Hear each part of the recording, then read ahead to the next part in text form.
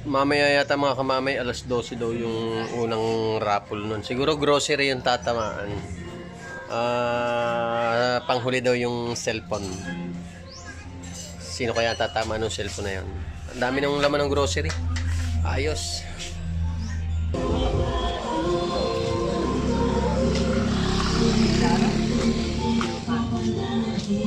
Ayos pala. Isang kaha, siyam na entry. Siyam na ganun. Aha. Siyam na entry. Malaking pag-asa ron. Pagkadalawang mula, pag 50 lang kayo. Malaki.